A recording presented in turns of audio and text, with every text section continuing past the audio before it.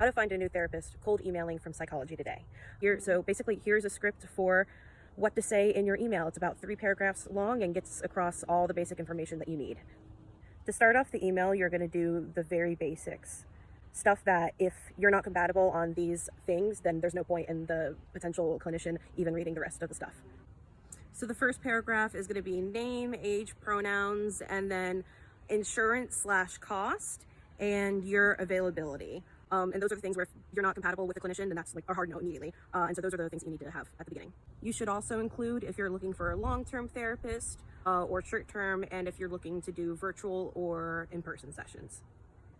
The second paragraph is going to be about your therapy history.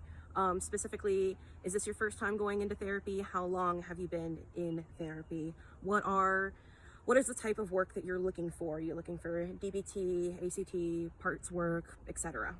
If you have been with a long-term therapist before, make sure to include that so that the person doesn't think that you're just therapist hopping and could potentially be a waste of their time. I wish it wasn't a thing that happens, but it does. And so if you have been with a long-term therapist before, definitely make sure to include it. And also, if it's current, this new person will probably want to contact to do like a transfer of care with your current or older therapist.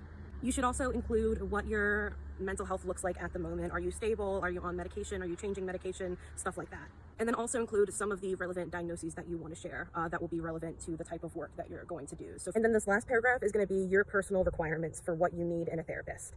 Certain methodologies, what type of community or what type of person you're looking for the therapist to be. So for me, I don't want to work with anyone who is not in the LGBT+ community. I also don't want to work with someone who I don't want to work with someone who isn't familiar with and doesn't center the tenets of disability justice. I also need someone to have worked with adult autistic people before.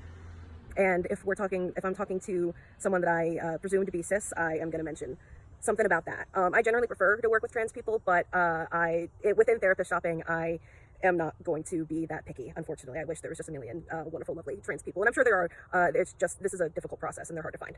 So to conclude this video, your first paragraph is going to be basic info, availability, insurance, who you are. Second paragraph is going to be your therapy history and what you are going to look to be working on in therapy. And then the third is going to be what you need in a therapist and like your hard yeses and nos, basically.